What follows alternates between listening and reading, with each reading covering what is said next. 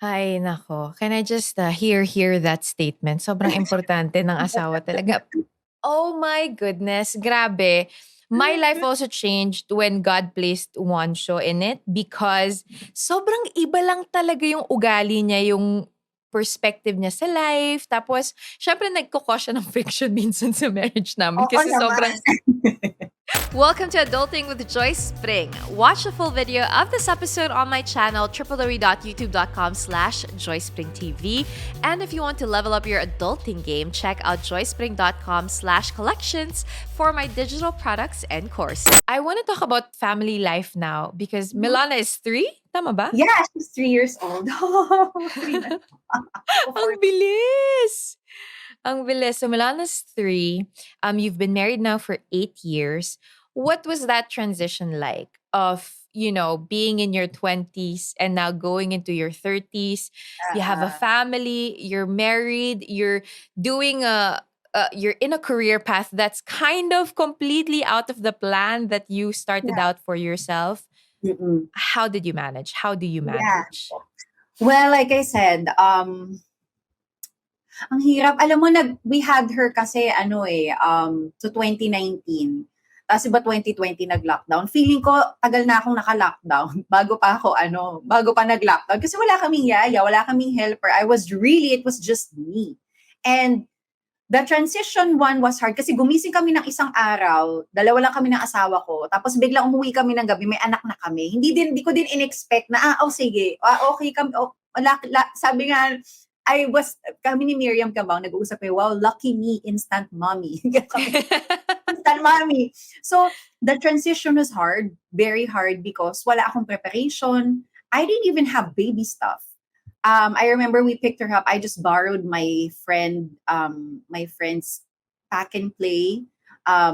There were donors who donated milk and diapers. So we were good for the night. But then on our way home, naalala ko pa, daan tayo sa mall. Tapos, parang first time ko mag-swipe ng ganun kalaki sa credit card ko kasi wala kaming kagamit-gamit. So, mahirap talaga. And honestly, if I can be candid about this, when we talk about having another child, parang naalala ko pa din yung anxiety ko nung newborn siya, na parang, Lord, hindi pa ako ready. Huwag ka muna maghihimala ulit ngayon. Huwag ka munang gagalaw. Hindi pa ako handa. Kasi I would wake up, parang gigising ako, parang akong ina-anxiety attack agad. I really felt like I had postpartum anxiety yung dating, even if I didn't physically give birth. And then, eventually, buti na lang, my husband is also very hands-on. So may time na pag may taping ako, nagli-leave siya sa work kasi kailangan. Ngayon hindi na pwede. Pero,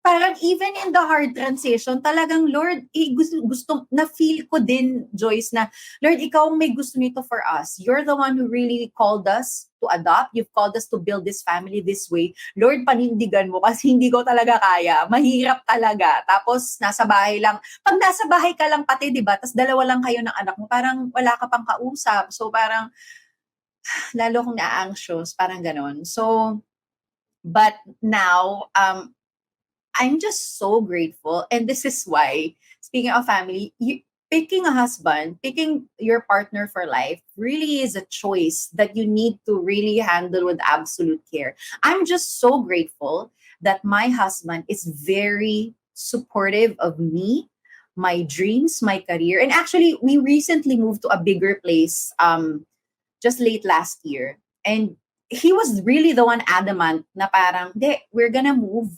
because it will make room for God's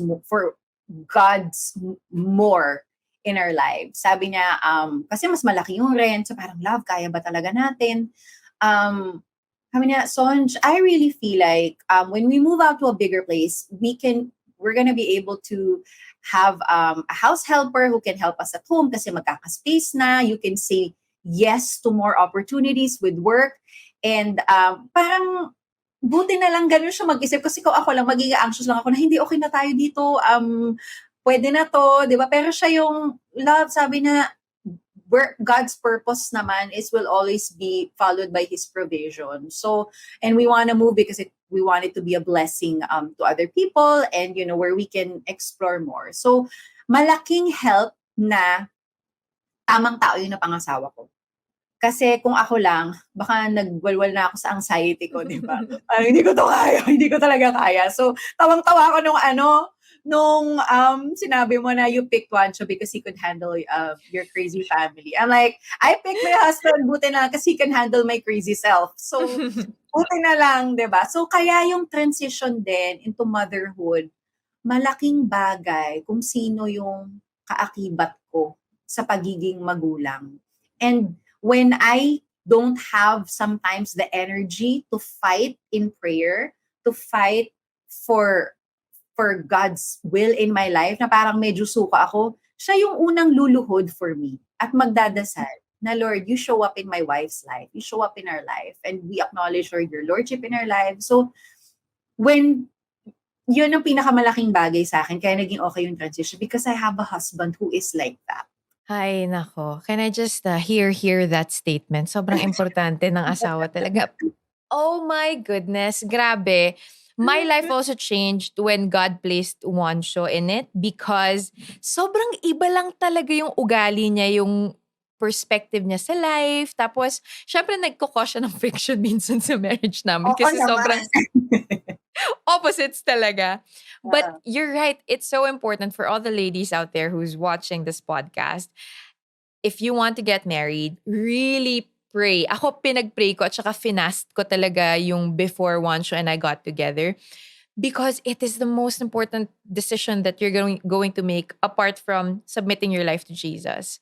Kasi yung partner in life mo talaga will really be the one to help direct you, help encourage you, pray with you, grow with you, be sane for you when you're just insane and anxious. And that's what Juancho does for me, really. But that's, and Yeah. totoo, yung postpartum, I really do believe that even if you're not physically pregnant, just caring for another human being and knowing that you've been given this task of loving, nurturing, and guiding this person for the rest of their lives. Kasi hindi naman by 18, wala ka nang pakialam sa kanila, di ba? You have to be Yeah. their mother forever. That takes so much toll on your mental health, on your spiritual health, on your physical health. And if you don't have a partner that's willing to journey with you on that, and I know unfortunately, some friends of mine na ganun yung partners nila, hindi talaga active, hindi talaga hands-on. Ang hirap niya. Hindi ko ma-imagine. Si Juancho sobrang hands-on niya kay Eliam and in our family in general. I can't imagine if I married someone that's not hands-on or that's not willing to pray with me or that's not willing to just get his hands dirty with me. So, Yep. it's the most important thing. Kaya nga minsan meron akong may mga friends ako diyan, di ko na lang sasabihin kung sino, na nagsasabi, "Hindi magpapabuntis nila ako." Sabi ko, "Girl, Mahirap! Mahirap, girl! girl, Oh. Tapos it's not even magbe-breastfeed ka pa? Ay, masakit! Hindi talaga, kakabaliw. hindi lang to Christian perspective. Wag mong gagawin kasi sobra even on a pragmatic level, it's so hard. I don't know how anyone could be able to do it, 'di ba? Hirap. Actually, alam mo, iniisip ko nga yun eh. Nung when I had our babies, hindi ko ma-imagine yung mga nanay na kailangan mag-breastfeed. Kasi, actually, may mga tao nagsabi sa akin, you can try to breastfeed, you can produce milk. And I'm like, girl, I don't got any mental space for that right now. Hindi kaya. I'm already like dying right now. I'm going insane.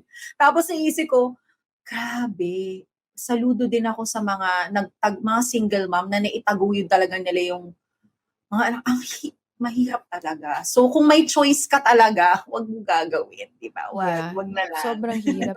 And yun nga eh, I mean, I think that's why moms talaga, the role of moms in our lives, whether you're a single mom or you have a husband with you, it's just so different. It's so different. Ang layo talaga. Yung role, talagang parang dinesign tayo ni Lord for it eh. Really, God designed us to care and nurture for the little ones. And it's a different path. It's a different difficult task that we have to take on. So to all the moms out there, we know what you're going through. Di siya madali. Ang hirap-hirap niya talaga. Oo. Okay lang But yan kung 5 araw ka nang hindi naliligo, walang magju-judge sa'yo na nanay. oo, mahal ka pa rin ng anak mo. Wala silang magagawa kung hindi mahalin ka. That's it for this episode of Adulting with Joyce Pring. If you liked this podcast, please don't forget to use the hashtag Adulting with Joyce Pring and also check out www.joycepring.com for the show notes and tag me on social media with you know it at Joyce Pring. I'll talk to you guys again soon. Paalam!